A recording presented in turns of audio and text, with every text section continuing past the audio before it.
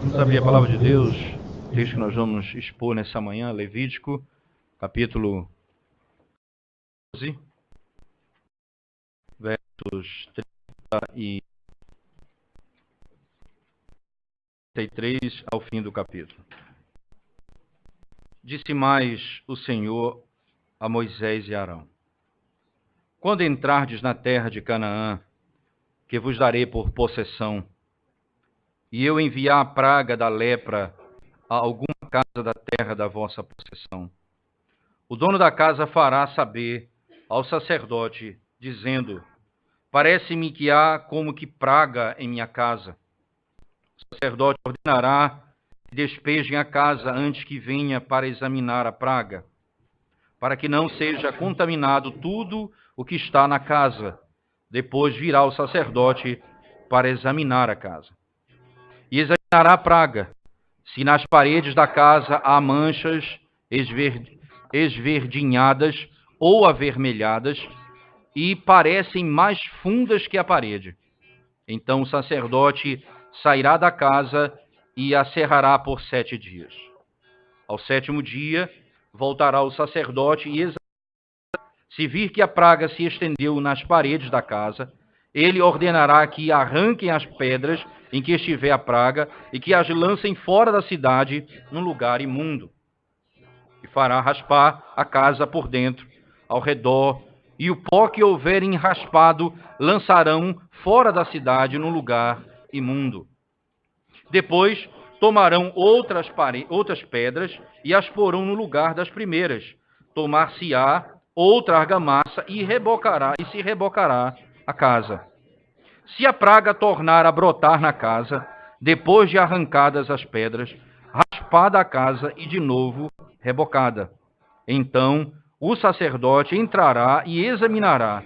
Se a praga se tiver estendido na casa, há nela lepra maligna, está imunda.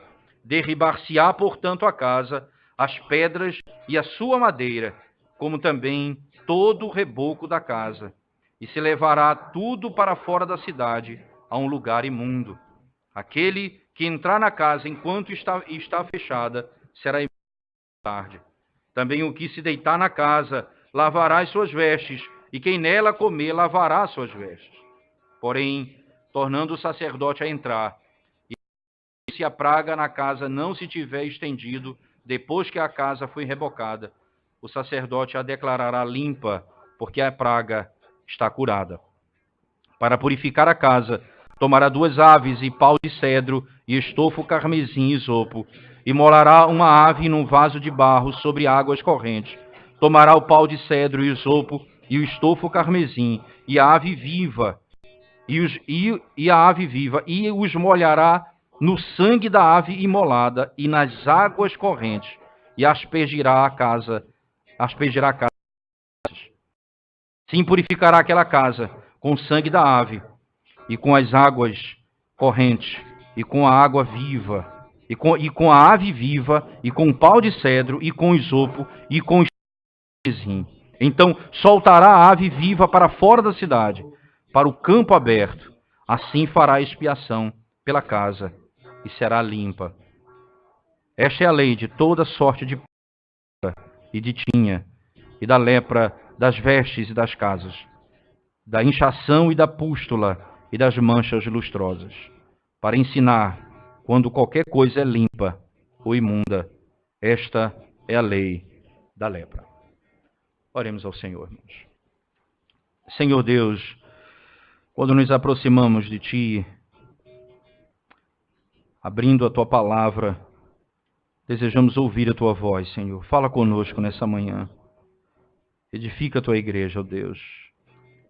Ensina-nos a reconhecer tudo que é puro e tudo que é impuro, e nos apegarmos à pureza, porque certamente a impureza será punida. Em nome de Jesus nós oramos.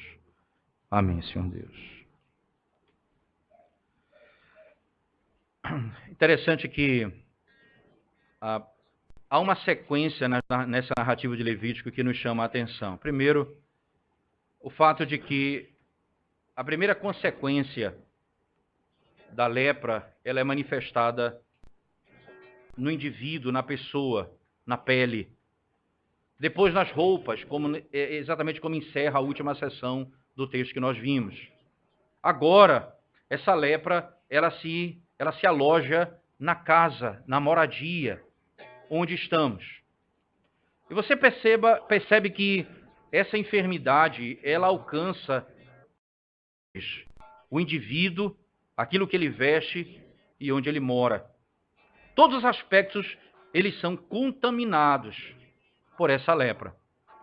Essa lepra, obviamente, como nós sabemos, veja, no versículo 34 do capítulo 14, ele diz: então, quando entrardes na terra de Canaã, que vos darei por possessão, enviar a praga da lepra a alguma casa da terra da vossa possessão. Veja que aqui está sendo dito, e eu enviar a praga da lepra. Que o Senhor é quem vai, ele diz, quem envia essa praga sou eu. É ele, exatamente como o texto está dizendo. Perceba que ele está falando de casa e dessa estrutura de casa, porque eles vivem em tendas. Ele está falando quando eles entrarem na terra, eles vão morar em casa, eles não vão viver em tendas. Eles vão ter a sua própria casa, eles vão construir Jerusalém. Perceba que o ponto em questão é que a impureza poderia contaminar qualquer coisa, até as tendas onde eles andavam. Mas aqui a referência é quando eles entrarem na terra prometida, quando eles lá o Senhor vai enviar praga de lepra. Interessante que o fato de o Senhor enviar praga representa várias possibilidades. Por exemplo, nós vimos no caso de Miriam e Arão, que se levanta contra Moisés, que Deus a pune com lepra. O Senhor manifesta isso por meio de uma enfermidade. E o Senhor pune e o Senhor cura, depois de Moisés ter orado pedindo por ela. Então o Senhor a cura dessa enfermidade. Agora, ele diz que ele envia a praga para casa, isto é, para a estrutura da própria casa. E isso, então, é importante nós termos aqui uma breve reflexão sobre isso, porque a lógica da revelação bíblica, irmãos, ela não está ligada, não é, a princípios que nós podemos imaginar que Deus está preocupado com a imundície externa da nossa casa, ou com a roupa suja, ou com alguma enfermidade que isso possa nos afastar do Senhor. Não é esse o ponto em questão aqui. A manifestação externa de verdades muito mais profundas do que simplesmente esse aspecto externo, como é revelado aqui no texto. Isso acontece, Calvino comentando a primeira carta de João no capítulo 5, ele vai descrever exatamente isso. Ele vai dizer, ora, a água e o sangue revelado lá em 1 João 5 representa que toda a estrutura da antiga aliança, principalmente de Levítico, que aponta para o sacrifício que envolvia sangue e água, o sangue da purificação e a água que lavava e transformava o indivíduo. Ele diz que essa linguagem aponta para um princípio de que a expectativa do Novo Testamento é que aquela linguagem terrena tivesse a sua gloriosa manifestação na obra de Cristo. Essa é a expectativa de Calvino quando ele lê a primeira carta de João no capítulo 5. Quando a expressão sangue e água são utilizadas, como também é utilizado aqui. Nós não estamos pensando na preocupação de Deus simplesmente na estrutura física das coisas, mas da contaminação que permeia não apenas não apenas a minha maneira de vestir, mas permeia até mesmo onde eu moro e as estruturas que eu vivo. O pecado contamina tudo.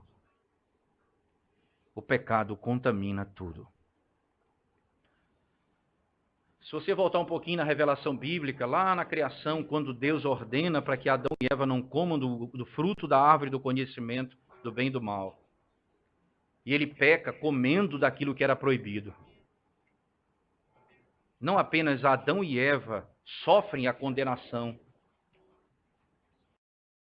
o Deus punindo por causa do pecado. A consciência da culpa a mente despertada, esconder-se de Deus, o fugir de Deus, como também Deus amaldiçoa a própria terra. Maldita é a terra por tua causa. Veja, a contaminação se estende não apenas na vida dele, e para toda a criação. Daí o Novo Testamento dizer, ora, a criação geme aguardando a redenção, como que ela também vive na impureza, esperando o dia da sua purificação. E o que está manifestado no texto, quando trata de um texto, de uma verdade como essa, é que a contaminação ela atingiu todas as áreas da vida humana. Não há como você fugir dessa estrutura. Um comentarista diz assim sobre esse texto: essa verdade é tão clara e tem uma razão final, de mostrar para o povo de Deus que vocês não podem ter esperança nas coisas dessa vida, porque elas estão todas contaminadas. Para mostrar que a nossa esperança não repousa nesse mundo, não repousa numa casa, não repousa no que temos para vestir, não repousa nas coisas que possuímos. Tudo é contaminado e tudo vai ser... Porque a imundície do pecado tocou todas as áreas da vida humana. Todas as áreas da vida humana foram contaminadas pelo pecado. E por que a nossa esperança é colocada nas coisas desse mundo? Por que a nossa alegria repousa nas coisas dessa terra? Exatamente porque nós não conhecemos a gravidade e a extensão do pecado no homem e na nação. E o que a Escritura nos ensina é que Deus, pelo pecado do homem, trouxe condenação não apenas para o homem, mas para toda a terra e toda a raça humana. Na sequência do texto, por favor, no verso 35, diz assim: o dono da casa fará saber ao sacerdote. Veja que coisa interessante. A preocupação, não é? Quem é que fará saber ao sacerdote? O dono da casa. E aqui é o chefe da casa. Quem vai prestar conta da contaminação? E aqui a preocupação do texto é mostrar a importância da liderança, até mesmo no reconhecimento da iniquidade dentro da nossa própria casa. Quando o pecado entrou no mundo, Deus chamou o dono, no caso aquele a quem ele responsabilizou, dizendo: Adão, onde estás? Ele sabia que Eva havia sido enganada, mas ele chama o cabeça. Adão, onde estás? A contaminação e daí a responsabilidade de ser líder é que Deus perguntará a nós por aqueles que ele nos deu. Onde está a sua casa? E a sua família? A sua esposa e seus filhos?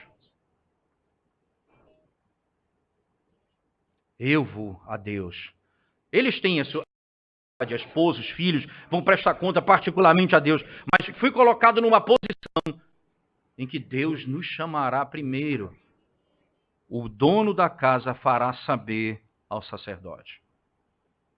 Ele vai levar ao sacerdote essa informação. A preocupação dessa simples informação não é saber. Quem vai saber? Vai ser uma fofoca no bairro que vai levar, olha, a casa está contaminada. Quando ele percebe os primeiros sinais dessa lepra na casa, interessante que essa lepra provavelmente representa fungos que eram colocados, que era exatamente que era manifestado na parede, que eram esverdeados ou avermelhados, como é descrito no texto. E esses fungos, então, se percebia e era levado ao sacerdote a informação. E quem levava essa informação? O dono da casa.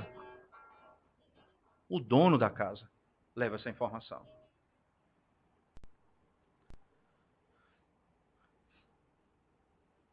Todos nós somos responsáveis e vamos prestar conta diante dos nossos.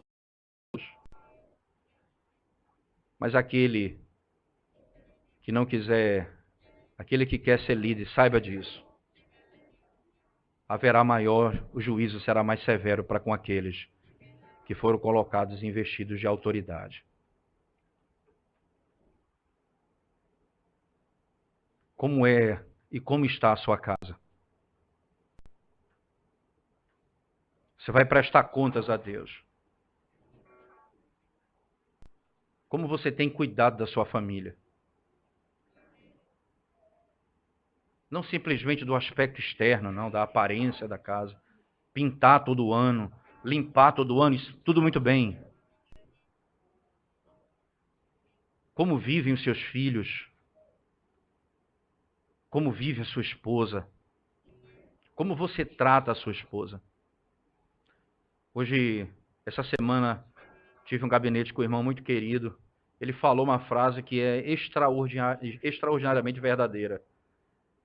Ele disse: você quer conhecer um homem de verdade, pastor? Olhe o semblante da esposa dele. Você quer saber como é um homem de verdade? Preste atenção no semblante da esposa dele. Como ela é, como ela vive. A tristeza na alma. Olhe para o rosto dela e você vai ver como ele cuida da sua família. E você vai ter que levar isso ao sacerdote. Assim está a minha casa. Assim eu tenho cuidado dos meus filhos. Assim está a minha esposa. O que é que se encontra nessa casa? Perceba que no verso 36 há uma sequência há uma repetição muito grande dessa expressão. Diz assim, olha, o sacerdote ordenará que despejem a casa antes que venha para examinar a praga, para que não seja contaminado tudo que está na casa. Depois virá o sacerdote para examinar a casa. Veja, o verso 37 começa, e examinará a praga. Isto é, o dono da casa disse, nós encontramos algo avermelhado e esverdeado na parede. Então tire todos os móveis da casa, tudo que você tem, tire da casa. Você sabe, não é? Você vai construir uma casa, você vai reformar uma casa, construir, e você vai logo olhar se a parte da madeira que tem na casa, você não tem folia, ou não tem folia, né? Ou como é que chama? Cupim, qualquer coisa dessa natureza. Se tiver num lugar, pode arrancar tudo que vai acabar com a casa toda. Não tem, você pode amenizar o problema jogando um veneno ali e acolá, mas ela vai acabar com a casa toda. Tem que arrancar logo, não tem jeito. E ele diz, olha, tire tudo de toda a casa. Então é arrancado ali todo o móvel. E ele chega na casa. Ele vai analisar qual é a situação daquela parede. Se nas paredes da casa há manchas esverdinhadas ou avermelhadas e parecem mais fundas que a parede. Esse é o diagnóstico. Ele vai olhar para esses sintomas e vai dar o diagnóstico. Agora, as cores são essas e isso está mais profundo do que a parede. A mesma coisa da pele, está mais fundo que a pele. Penetrou a parede. O que é que vai fazer? Você vai tirar essa parte, vai levar para onde? Para o lugar imundo, lá para fora, um lugar onde ninguém pode estar. E você vai jogar isso lá fora e vai trazer e refazer tudo de novo, tentar remodelar tudo de novo. apenas a parte que foi tirada. Mas tudo o que está imundo é jogado fora. Lá fora. Ele volta 7 dias depois, diz o texto sagrado, o sacerdote sairá da casa e cerrará a casa por 7 dias. Significa dizer, olha, ele vai pegar a casa e vai fechar a casa por 7 dias. Ninguém vai entrar ou sair da casa. 7 dias depois, ele volta. Verso 39, ao 7º dia, voltará o sacerdote e examinará. Se vir que a praga se estendeu nas paredes da casa, ele ordenará que arranque as pedras em que estiver a praga e que as lance fora da cidade no lugar imundo. E fará raspar a casa por dentro, redor, e o pó que houverem raspado lançarão fora da cidade no lugar imundo. Depois tomarão outras pedras e as porão no lugar das primeiras, tomar-se-á outra argamassa e se rebocar. E se a praga tornar a casa, depois de arrancadas as pedras, raspada a casa, rebocada, então o sacerdote entrará e examinará se a praga está estendido na casa, há nela lepra maligna, estará imunda. Derribar-se-á, portanto, a casa, e a sua madeira, como também todo o reboco da casa, e se levará tudo para fora da cidade, a um lugar imundo. Percebe-se o fungo, faz o primeiro tratamento, volta 7 dias depois, se estendeu, arranca tudo aquilo, reboca de novo, volta de novo, pouco tempo depois, mais 7 dias volta, quando chegar lá, se continuar expandindo, a casa toda tem que ser derribada. E tem que ser jogada para fora, no lugar imundo. Na primeira sessão de Levítico, irmãos, é dito assim, imundo, imundo. Essa é a declaração. Você percebe, por exemplo, que na igreja do Senhor, quando nós lidamos com a disciplina eclesiástica, é exatamente assim que funciona. Então o pecado do indivíduo é revelado, a igreja toma conhecimento da sua falha, o conselho vai adverti-lo, vai falar com ele, ou por meio de uma exortação. Acontece que o irmão ouve a exortação, aparentemente aceita a exortação, mas se sabe que ele continua vivendo do mesmo pecado, ele continua praticando as mesmas coisas. Aí você chama mais uma vez no conselho e diz, irmão, o irmão continua do mesmo jeito. Veja, você vai reexaminar o indivíduo como se faz com a lepra, né? Você vai reexaminar o indivíduo e nesse reexame ele volta e aí o conselho diz assim para ele, o irmão precisa receber um tratamento mais forte. Veja, como é interessante essa ideia do amor que se tem hoje. Uma casa que tem uma lepra. E você tem uma lepra no seu corpo. E ao invés de você tirar e tratar isso, o amor da nossa geração diz assim, não se preocupe, nós temos que amar esse indivíduo, do jeito que ele é, da maneira como ele é. Ora, isso não é amor, isso é ver a lepra consumindo ele todo. Que amor é esse? Em que o pecado está contaminando ele dos pés à cabeça. Isaías descreve isso dessa forma. Há feridas da planta do pé até o fio da cabeça. Tudo é cheio de chagas e feridas. E todo mundo olhando para ele. E diz, ele está bem. Só porque ele está com paletó? Só porque ele está bem vestido? Só porque ele tem um carro extraordinário? Só porque ele vive aparentemente muito bem? Mas ele está leproso. Ele vive na iniquidade e nós queremos apenas olhar o exterior, mas a alma dele está completamente destruída. O amor que revelado por Deus diz assim, arranca esse fungo para que possa ter tratamento.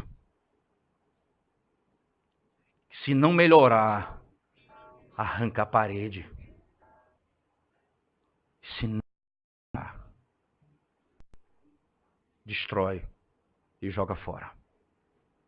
E considera ele imundo, imundo.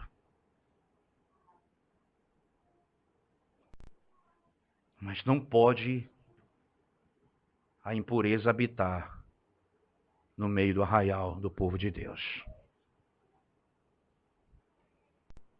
Onde a impureza habita, a destruição e o juízo de Deus. A Escritura Sagrada nos ensina exatamente isso, que a igreja no Novo Testamento aplica a verdade do Antigo Testamento com seu papel disciplinar. Como nós já citamos isso no domingo passado, essa é a lógica de Paulo escrevendo aos Coríntios. Tire o indivíduo do vosso meio, como faziam aqueles que estavam leprosos. Tire ele, afaste ele da comunidade,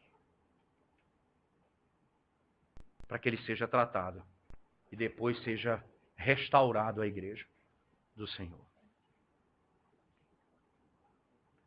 Lembrando que essa praga, agora, ela está falando muito da condição do indivíduo e muito mais da condição do mundo em que vivemos. Nós vivemos num mundo comprometido com o pecado, onde a contaminação está em todos os aspectos da vida. E não existe nada que não seja contaminado pelo pecado.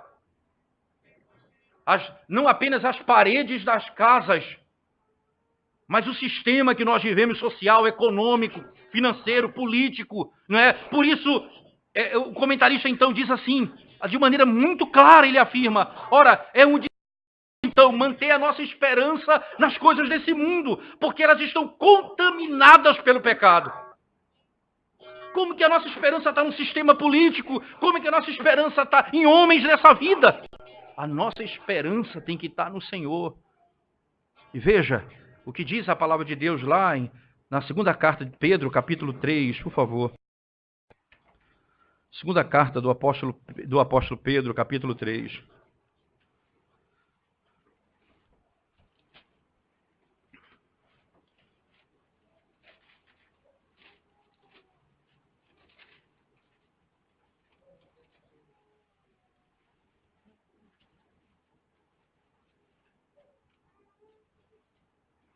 Segunda carta de Pedro, capítulo 3.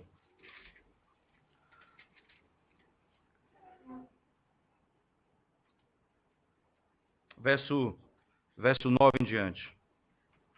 Vamos ler do verso 8 em diante, que é bem interessante assim. Há todavia uma coisa deveis esquecer, que para o Senhor um dia é como 1000 anos, e 1000 anos como um dia. Não retarda o Senhor a sua promessa, como alguns a julgam demorada. Pelo contrário, ele é longânimo para convosco, para não querendo que nenhum pereça, senão que todos cheguem ao arrependimento. Virá, entretanto, como ladrão o dia do Senhor, no qual os céus passarão com estrepidoso estrondo, e os elementos se desfarão abrasados. Também a terra e as obras que nela existem serão atingidas. Visto que todas essas coisas ser desfeitas, deveis ser tais como os que vivem em santo procedimento e piedade, esperando e apressando a vinda do dia de Deus, por causa do qual os céus incendiados serão desfeitos e os elementos abrasados se derreterão. Nós, porém, segundo a sua promessa, esperamos novos céus e nova terra, nos quais habita justiça. Tudo vai ser desfeito, tudo vai ser consumido pelo fogo, tudo vai ser destruído, porque tudo está contaminado pelo pecado. Daí a linguagem, nós teremos um novo corpo, teremos um corpo glorificado, viveremos não nesse céu, não nessa terra, mas no novo céu e na nova terra. Tudo será refeito, porque tudo é contaminado pelo pecado. E esse princípio da Escritura Sagrada, então como é que nós vivemos hoje, irmãos? Se essa é a realidade da vida. Como é que eu e você vivemos hoje num mundo contaminado? Eu e você somos pecadores. Como é que eu e você poderemos viver nesse mundo? Pela linguagem que Levítico estabelece, que aponta para a glória do Evangelho de Cristo. Acompanhe comigo, por favor. No verso 48 ele diz: porém, tornando o sacerdote a entrar e examinando se a praga na casa não se tiver estendido, depois de que a casa foi rebocada, o sacerdote a declarará limpa, porque a praga está curada. Nós podemos viver num mundo que se destrói e que se corrompe pelo pecado. Mas poderemos, ainda nesse mundo, ser considerados limpos. Limpos. Se Cristo nos purificar, certamente nós seremos limpos. Veja que, logo em seguida dessa narrativa, no verso 49, ele fala como tem que ser o ritual da purificação. Para purificar a casa, tomará 2 aves, e pau de cedro, estofo carmesim e isopo, e molará uma ave num vaso de barro sobre águas correntes. Veja, associação a sangue e água, que Calvino comenta em 1 João 5, esse texto dizendo que o sangue e a água que foi derramado aponta exatamente para a obra da redenção, anunciada desde Levítico, o sangue e a água que purifica. Mas um elemento importante é que o sangue aqui precisa da água nesse contexto porque era sangue de uma ave. E essa ave tinha pouco sangue. Então precisava misturar com água, porque ia ser aspergido. Mas como é que ia ser aspergido esse sangue? Veja, é uma casa. Você pode jogar do teto, como vai ser isso? Veja qual é a linguagem que ele utiliza.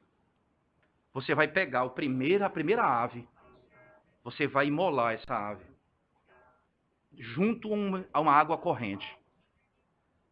Tem uma segunda ave, como se fosse a ave emissária. Essa segunda ave, você não vai matá-la.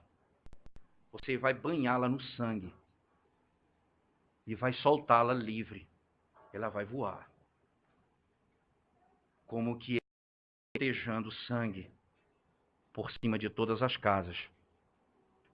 Porque o sangue do Cordeiro não só restaura a nossa vida, como vai restaurar essa terra, a nossa habitação. Porque a obra da redenção não apenas purifica a minha vida, também diz que será purificada e restaurada toda a nação de Deus. O novo céu e a nova terra. O sangue vai voar por sobre todas as casas, completamente destruída. E o que é que nós esperamos? Ver o Senhor face a face. Primeira carta de João, capítulo 3, por favor. Primeira carta de João, capítulo 3.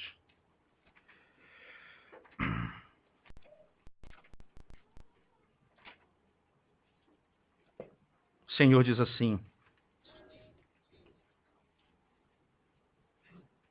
veja com que grande amor, veja que grande amor, a ponto de sermos chamados filhos de Deus. E de fato somos filhos de Deus. Por essa razão o mundo não nos conhece, porquanto não o conheceu a ele mesmo. Amados, agora somos filhos de Deus, e ainda não se manifestou o que haveremos de ser. E quando ele se manifestar, seremos semelhantes a ele, porque haveremos de vê-lo como ele é. E como é que ele é? Verso 3. E a si mesmo se purifica todo o que nele tem esta esperança, assim como ele é puro. Quem é Deus? Ele é Deus puro. E como vivem aqueles que esperam nele? Em pureza. Porque foram purificados da contaminação do pecado. eles se afastam da iniquidade, eles se afastam da impureza, porque eles aguardam o Senhor. Aquela expressão lá em Atos, ela não é uma simples informação, ela é a base da nossa esperança também. Por que vocês estão olhando para cima? Assim como ele foi, ele vai voltar. Isso se tornou a marca da igreja. A ponto do apóstolo Paulo escrevendo aos Filipenses dizer exatamente assim: nós aguardamos dos céus o Salvador. Escrevi a Timóteo lá, abra sua Bíblia comigo, em 1 carta, capítulo 4, por favor. 1 carta de Paulo a Timóteo, capítulo 4, ele diz assim: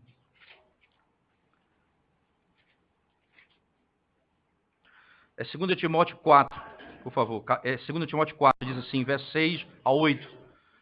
Quanto a mim, estou sendo já oferecido por libação, e o tempo da minha partida é chegado. Combati o bom combate, completei a carreira, guardei a fé. Já agora a coroa da justiça me está guardada, a qual o Senhor, reto juiz, me dará naquele dia, e não somente a mim, mas também a todos quantos amam a sua vinda. Todos os que estão sentados na janela da sua casa, dizendo: Senhor, vem, Senhor Jesus. Ora, vem, Senhor Jesus. Porque nós vivemos nesse mundo de iniquidade e nós queremos viver para Ti. Não queremos mais ter a nossa inclinação dividida.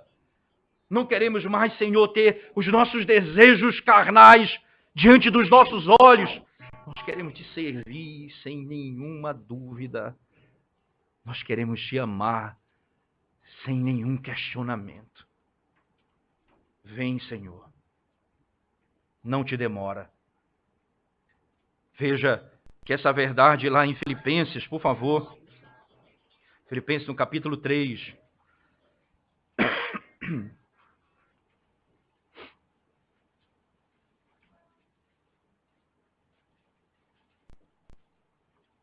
Verso 17 em diante, ele diz assim: Irmãos, sede imitadores meus e observai os que andam segundo o modelo que tendes em nós.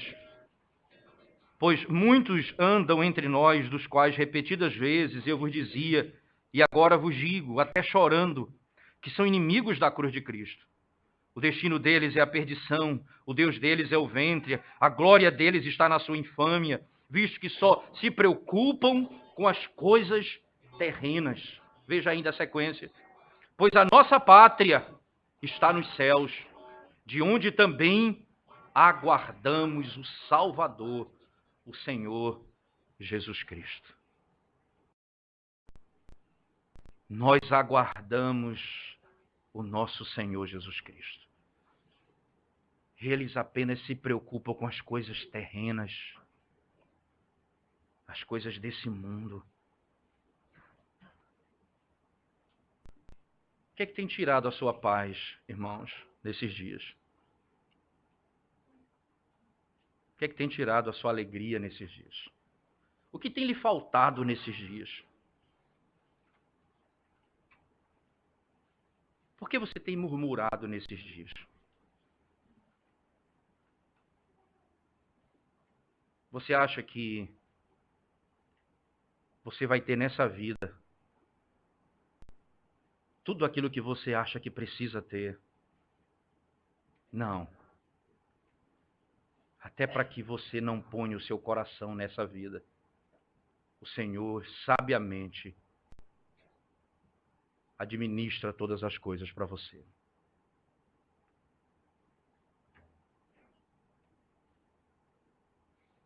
Para que os nossos olhos sejam arrancados daqui e sejam colocados no céu. Esse olhar para o céu não é uma vida indiferente para as coisas desse mundo. Diz João na primeira carta, aqueles que têm esse olhar se purificam nessa caminhada. Há um modo de vida ético daqueles que têm um olhar para o céu. Eles vivem na pureza, eles buscam a santidade. Mas nós temos colocado a nossa esperança no próximo reajuste salarial, no discípulo, na reunião do condomínio que vai ver se vai melhorar ou não. A nossa esperança, ela vai sendo manifestada por coisas mínimas. E nós colocamos o nosso coração em tudo isso. Porque se mudar de governo, se o governo tal, o nosso coração vai se enchendo dessas coisas. Como que nesse mundo a nossa esperança repousasse. Essa pele que foi contaminada, nosso coração, as paredes da nossa casa, a sociedade, tudo foi contaminado pelo pecado.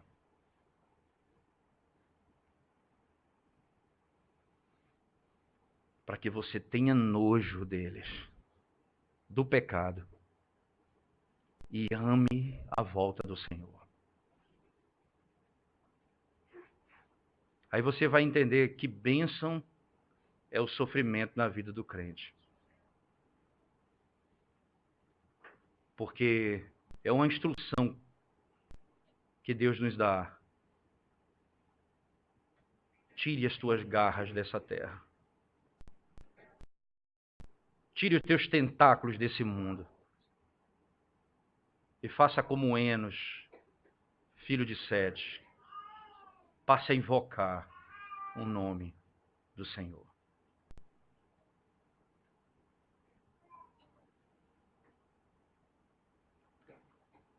Preocupação da narrativa bíblica, como ela está posta aqui, exatamente nos ensinar que o mundo está no maligno e que nós temos uma esperança superior. E Cristo é a nossa esperança. Ele morreu e ressuscitou dentre os mortos. E na sua ressurreição está manifestada a verdade. Haverá um novo céu e uma nova terra, onde nós habitaremos com o Senhor por toda a eternidade. Agora, o Senhor também lhe exorta, a você que é líder da sua casa, como diz o texto sagrado, o chefe, o dono da casa leva ao sacerdote: Pai, você que é responsável por sua casa, cuidado com aquilo que contamina a sua família. O que eles assistem, as conversas que eles têm, os amigos que ele possui. Preste atenção nisso, porque isso contamina, isso leva imundície para dentro da sua casa e você precisa ser responsável por isso. É você que chama a família, é você que ora com a família, é você que tem a obrigação de ensinar, é você. E o Senhor diz: marido, chefe, dono da casa, leve ao sacerdote se há alguma contaminação no seu lar.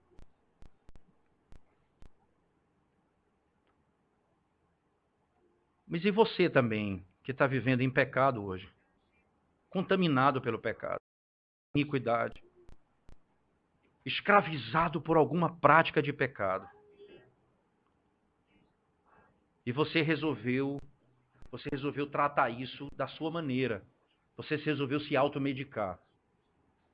Você resolveu dar a medicação que você acha que é melhor para você. Então você não participa da ceia, você cria alguns esquemas para evitar que continue no pecado, mas você continua no pecado. Você precisa buscar solução, porque isso vai contaminar não apenas a sua mão, o seu olhar, isso vai tornar você leproso dos pés à cabeça. Aquilo que for ordenado por Deus por meio da igreja, se submeta para o seu próprio bem e para a sua salvação.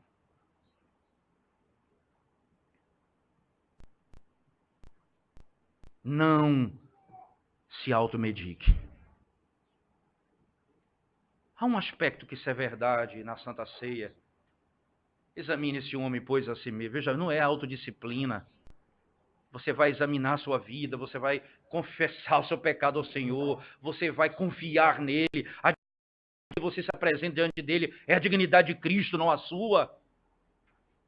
Mas não confunda isso com uma prática de pecado que você vive e que está destruindo a sua alma. Tem lepra na parede da sua casa. Se não arrancar essa parede, ela vai destruir toda a sua casa. Você precisa arrancar isso da sua casa. Para o seu bem e da sua casa.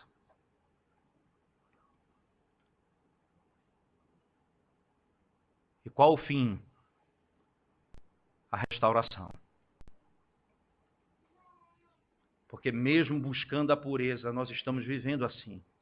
E aí eu quero trazer, com base nessa verdade, esperança para nós.